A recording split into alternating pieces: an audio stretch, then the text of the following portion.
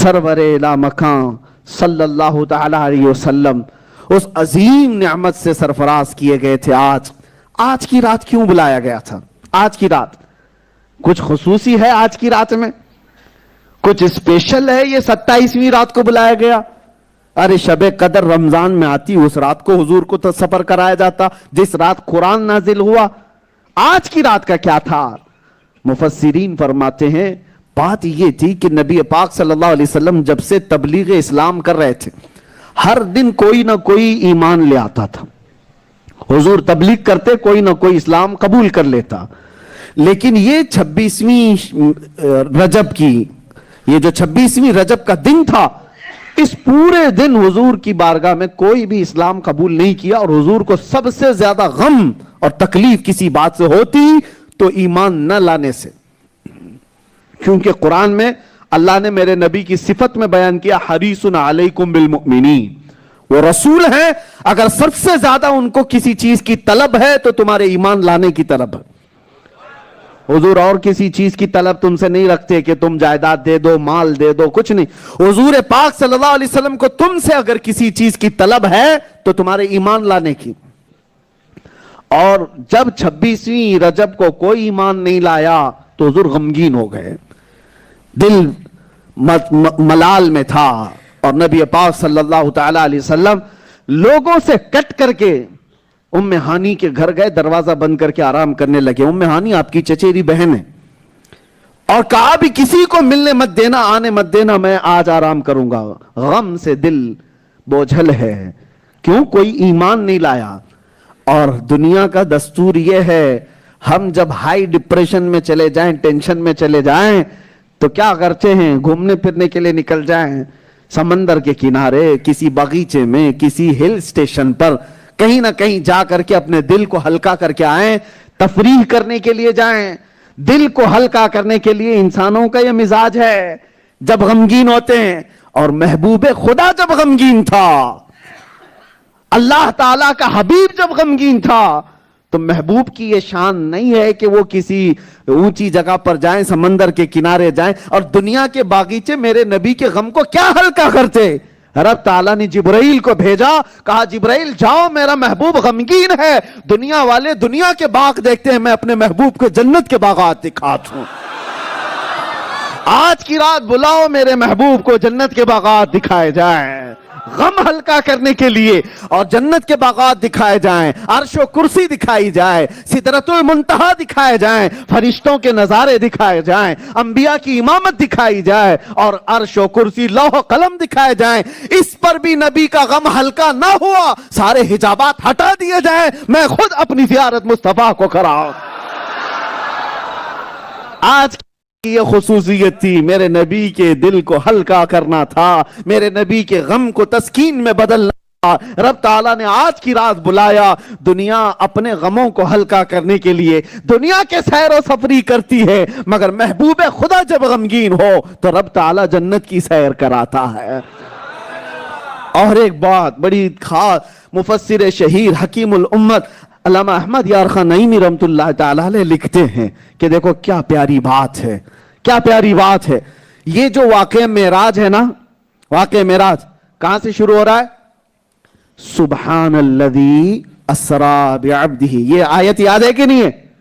इतनी तो मुसलमानों को याद होना चाहिए। 15वें पारे की शुरू की आयत है। शुरू कहां से होती है? सुब्हानल्लज़ी अस्रा बिअब्दिही। सुब्हान, सुब्हान, सुब्हान किसको कहते हैं? अल्लाह ताला की जात की जब पाकी बयान की जाए।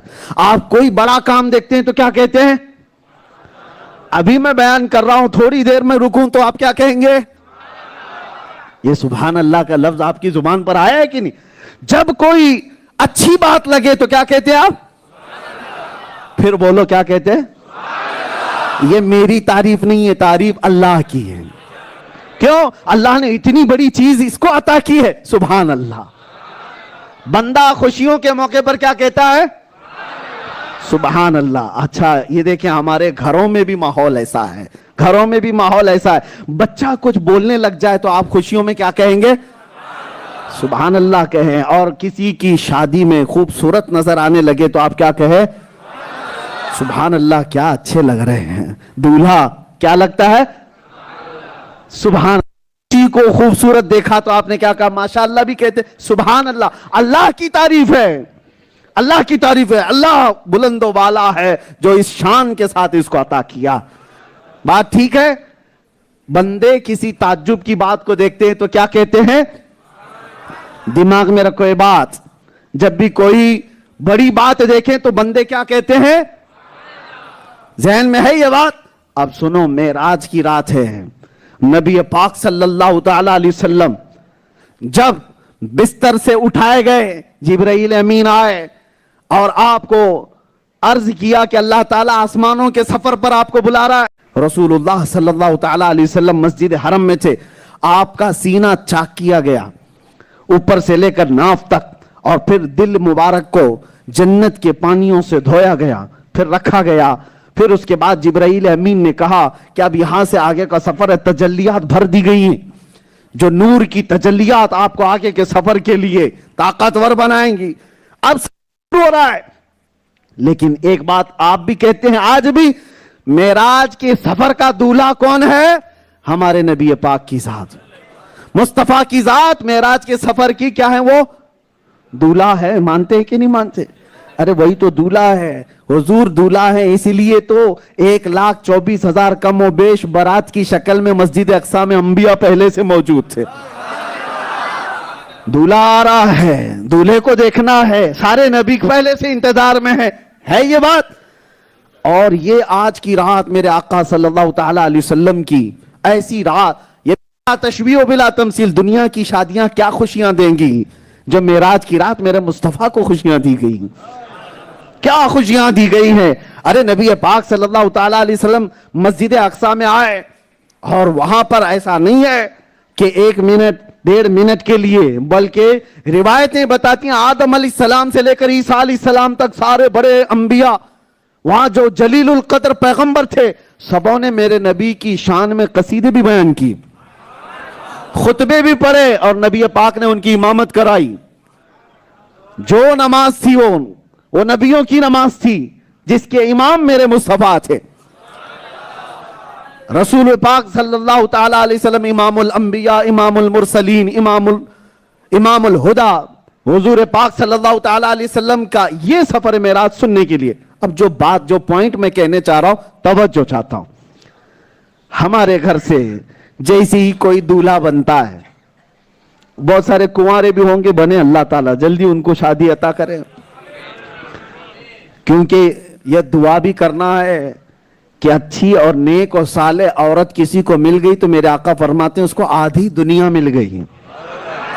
ہاں، اگر بگڑے ہوئے ہے تو آدھی جہنم دنیا میں ہے اس کی۔ دعا کرو، ربنا آتنا فی الدنیا حسنہ، اے اللہ ہمیں دنیا میں سب سے بہترین چیز عطا کر، وہ عورت عطا کر جو تیرے سے قریب کرے۔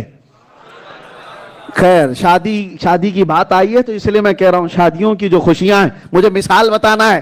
عام طور پر رواج یہ ہے کہ دولہے کو گھوڑے پر بٹھا دیتے ہیں، گھوڑے پہ نہیں، گھوڑی پہ، رواج یہی ہے نا، چاہے گھوڑے پہ بیٹھے، گھوڑی پہ بیٹھے، سواری پہ بیٹھتا ہے۔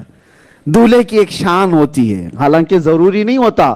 اب تو یہاں ممبئی والے کہاں گھوڑی دھولیں گے، یہاں تو مرسیڈیز میں چلے جائیں گے، ہے تو کوئی سواری میں بیٹھتا ہے۔